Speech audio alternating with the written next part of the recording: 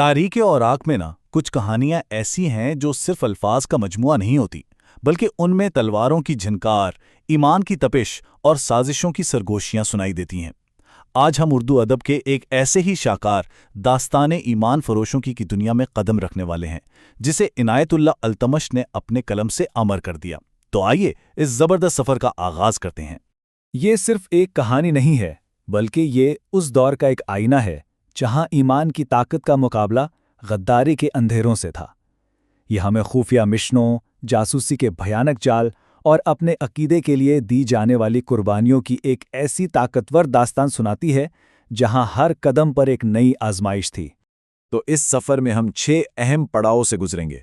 सबसे पहले देखेंगे कि ये दास्तान इतनी मशहूर क्यों है, फिर सुल्तान सलाहुद्दीन के उरूज के दौर पर बात करेंगे। इसके बाद हम साजिशों और गद्दारी के जाल को समझने की कोशिश करेंगे और देखेंगे कि कौमें आखिर ज़वाल का शिकार क्यों होती हैं।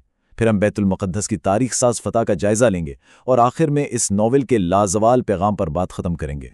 तो चलिए पहले हिस्से से शुरू करते हैं। दास्तान ईमान फरोशों की महज एक नॉवल नहीं है, बल्कि ये इनायतुल्लाह अल्तमश का वो तारीखी शाकार है जिसने उर्दू अदब में तारीखी फिक्शन को एक बिल्कुल नई पहचान दी। अब चलते हैं कहानी के बिल्कुल मरकज में, यानी तारीख के उस फैसलाकुन मोड़ पर जहां एक सल्तनत डूब रही थी और एक नए हीरो का सूरज तुलू हो रहा था। यहाँ ना दो बिल्कुल मुख्तलिफ तस्वीरें एक साथ नजर आती हैं।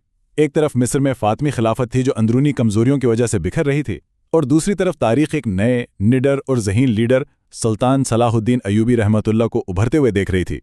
ये नॉवल इसी तब्दीली की कहानी को बड़ी खूबसूरती से हमारे सामने रखता है।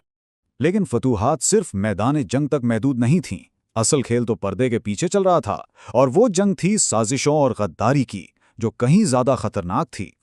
बैरूनी महाज पर सलीबियों की जंग सिर्फ तलवार से नहीं लड़ी जा रही थी। उन्होंने जासूसी और साजिशों का एक ऐसा जाल बुना था जिसका मकसद मुस्लिम सल्तनत को अंदर से खोखला करना था। ये नावल उन्हीं खतरनाक चालों से पर्दा उठाता है। लेकिन कहते हैं ना कि सबसे तबाहकुन खतरा बाहर से नहीं बल्कि अंदर से आता है। ये नावल हमें दिखाता है कि किस तरह अपनों की गद्दारी और आस्तीन के सांप किसी भी मजबूत से मजबूत सल्तनत की बुनियादें हिला सकते हैं।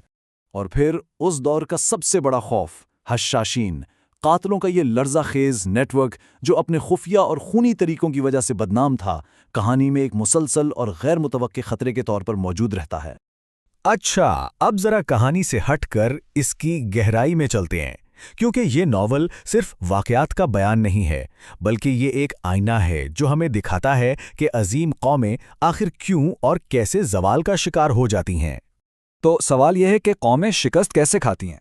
नॉवल हमें बताता है कि असल शिकस्त दुश्मन की तलवार से नहीं, बल्कि अपने ही अंदर की कमजोरियों से होती है।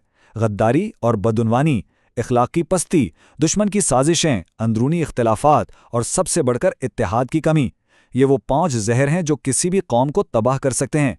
और ये एक ऐसा सबक है जो हर दौर के लिए है। अब हम कहानी के उरूज की तरफ बढ़ते हैं, एक ऐसी फतह जिसने तारीख का धारा ही बदल दिया।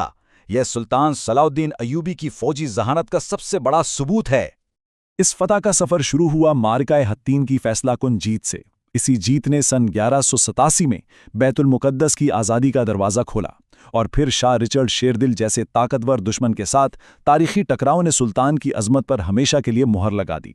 तो आखिर में इस नॉवल का पैगाम क्या है? ये सिर्फ एक जंगी दास्तान नहीं है, बल्कि एक ऐसे अजीम हीरो की कहानी है जिसकी मीरास आज भी जिंदा है। इस नॉवल का हर बाब हमें सुल्तान सलाहुद्दीन अयूबी रहमतुल्लाह अलैह की शख्सियत का गवाह बनाता है। वो बेमिसाल जहानत, बेखौफ शुजात और सबसे बढ़कर एक गैर मुतज़लज़िल ईमान का मुजस्सम नमूना थे। एक ऐसे लीडर जो इस्लामी तारीख़ की सबसे शानदार फतूहात में से एक के मेहमान बने। और खुशी की बात यह है कि ये तारीख़ी विरसा आज के डिजिटल दौर में भी महफूज है। वफा सॉफ्ट जैसी कोशिशों की वजह से इस अजीम दास्तान तक पहुंचना अब पहले से कहीं ज़्यादा आसान हो गया है, ताकि नई नस्ल भी इससे फ़ायदा उठा सके। तो हम इस जायज़े को इस एक सवाल पर ख़त्म करते हैं। गद्दारी, बहादरी, ईमान और क़ियादत की ये तारीख़ी दास्तानें आज के हमारे जदीद दौर को क्या सिखाती हैं, इस पर गौर ज़रूर कीजिएगा।